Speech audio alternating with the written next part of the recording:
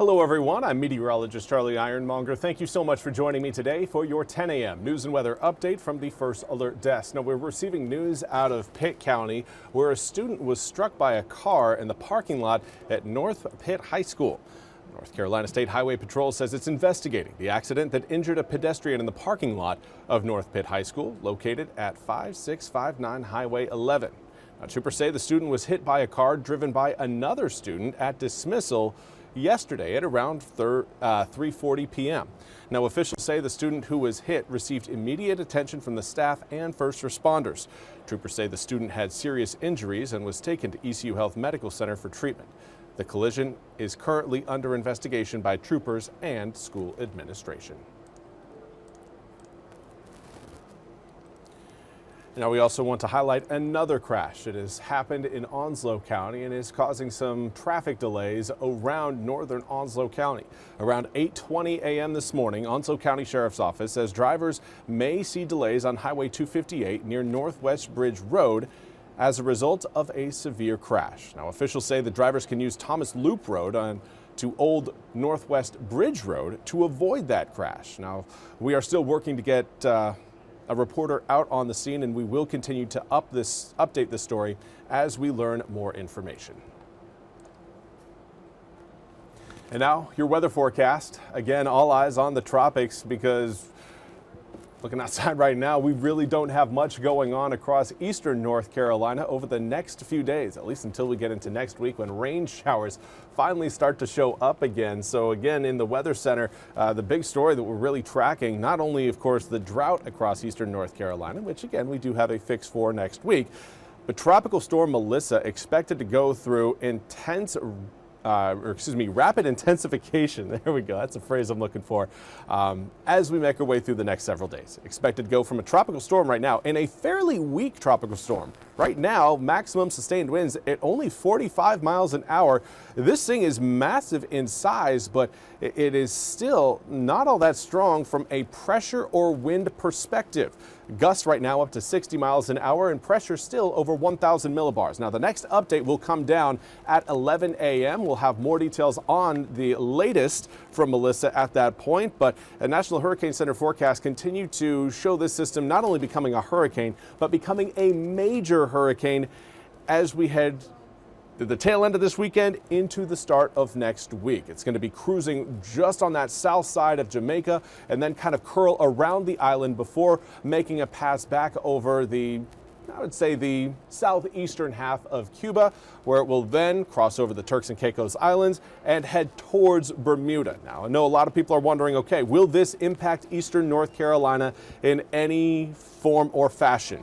Most likely no. If we're to experience any sort of impacts, going to be coming from the waves generated by this system once it clears Cuba. So long as it stays in the Caribbean, we're not going to be feeling anything. But we could experience some higher surf and some higher swells along our coastline early next week to the middle of next week that could possibly lead to some beach erosion. Other than that, we're not going to be seeing any wind, any rain out of this system, as the center of Melissa will stay at least 700 miles off of our coast. So great news there. As far as your sky conditions go across the east, currently again very sunny. We knew the sunshine would continue throughout the entirety of the week. You can, if you squint, you can see some clouds well off in the distance, but I'm not going to force you to do that. 57 degrees right now in Grifton. Right now, most of us are seeing dew points down. These are dew points, not air temperatures. Dew points down in the low to mid 40s. As you get closer to the water, you're seeing more of the upper 40s, low 50s.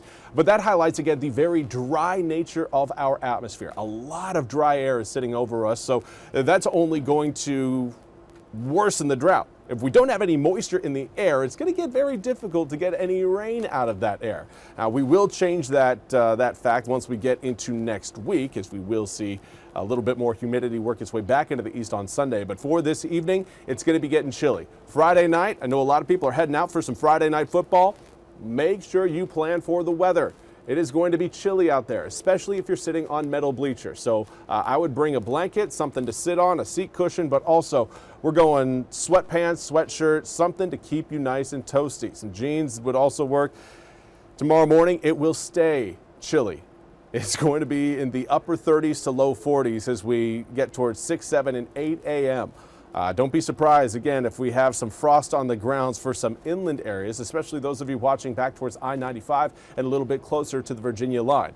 Now, again, the cold start will transition into a fairly comfortable afternoon. We will be staying a little bit cooler over the weekend than what we've experienced over the past few days.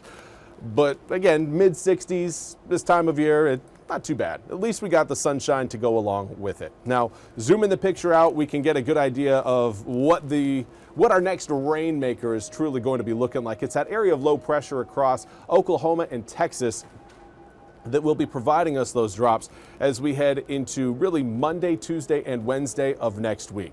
For now, this is going to be a very slow moving system, not going to do a whole lot of moving over the next 48 hours from a west to east perspective. It will do some, but again, that slowdown over Oklahoma and Arkansas will delay its time of arrival, getting in again as we head into next week, and that will keep this weekend nice and dry throughout the area. So here's a look at that 8-day forecast. Again, coming up next Friday, we've got our eyes on Halloween.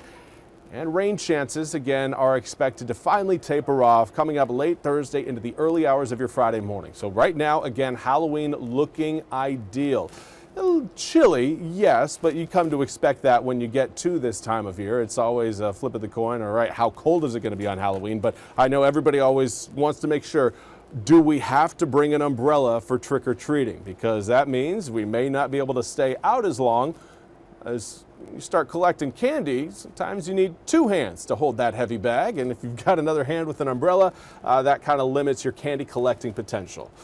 Yes, I am still very much a child inside. But that's all we have time for today's 10 a.m. news and weather update from the First Alert Desk. We'll be back with more news and weather coming up at the top of the hour. Until then, I hope you all have a fantastic Friday.